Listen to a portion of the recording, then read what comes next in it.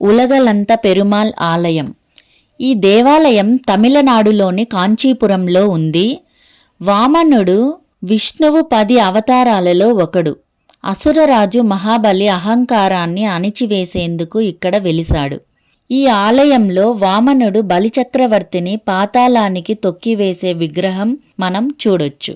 ఈ ఆలయం కాంచీపురంలో ఉన్న కామాక్షి అమ్మవారి ఆలయం నుండి 200 మీటర్ల దూరంలో ఉంటుంది. ఆలయం లోపల స్వామివారు 35 అడుగుల పొడవు, 24 అడుగుల వెడల్పుతో చాలా బ్రహ్మాండంగా దర్శనమిస్తారు.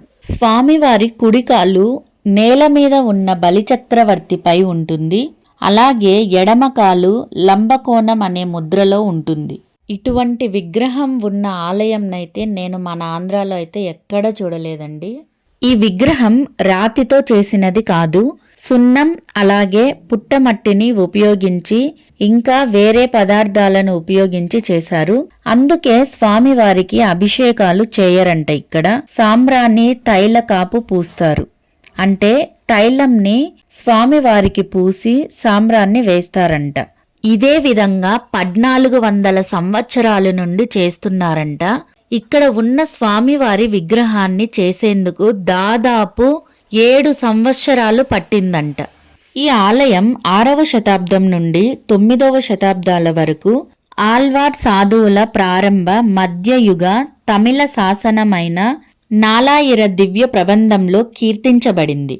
ఉలగలంత పెరుమాల్గా పూజించబడే విష్ణువు, అతని భార్య లక్ష్మి అమృతవల్లిగా పూజించబడిన 108 దివ్య దేశాల్లో ఇది ఒకటంట. ఈ ఆలయం టైమింగ్స్ అయితే మార్నింగ్ 7 o'clock నుండి ఆఫ్టర్నూన్ 12 o'clock వరకు ఓపెన్లో ఉంటుంది. అలాగే ఆఫ్టర్నూన్ 3:30 నుండి నైట్ 8 వరకు ఓపెన్లో ఉంటుంది.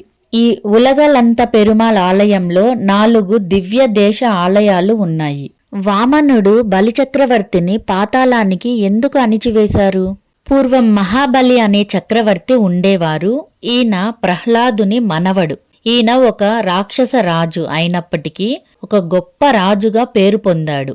తనంత గొప్ప చక్రవర్తి వేరెవరూ లేరు అని గర్వంతో దేవతలకు రాజు అయిన ఇంద్రుణ్ణి యుద్ధంలో ఓడించి స్వర్గాన్ని స్వాధీనం చేసుకుని ఇంద్రుడిని స్వర్గం నుండి పంపించేశాడు. దాంతో దేవతలందరూ శ్రీ మహావిష్ణువు వద్దకు వెళ్లి సహాయం కోరారు. అప్పుడు మహావిష్ణువు వామనుడుగా అవతారమెత్తి బలిచక్రవర్తి దగ్గరకు వచ్చి 3 అడుగుల స్థలంని దానంగా అడుగుతారు.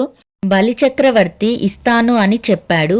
స్వామివారు త్రివిక్రమునిగా తన విశ్వరూపంతో 1 అడుగు భూమి మీద, 2వ అడుగు ఆకాశం మీద పెట్టి నా 3వ అడుగు ఎక్కడా అని బలిచక్రవర్తిని అడగగా 3వ అడుగు నా తలపై పెట్టమని బలిచక్రవర్తి చెప్పాడు. అప్పుడు వామనుడు బలిచక్రవర్తిని పాతాళానికి తొక్కి అతని గర్వాన్ని అణిచివేశారు. అలాగే పాతాళ లోకానికి బలిచక్రవర్తిని రాజుగా నియమించారు. ఈ బలిచక్రవర్తి 7 చిరంజీవులలో ఒకరంట. మీకు వీడియో నచ్చింటే ప్లీజ్ సబ్స్క్రైబ్ చేసుకోండి.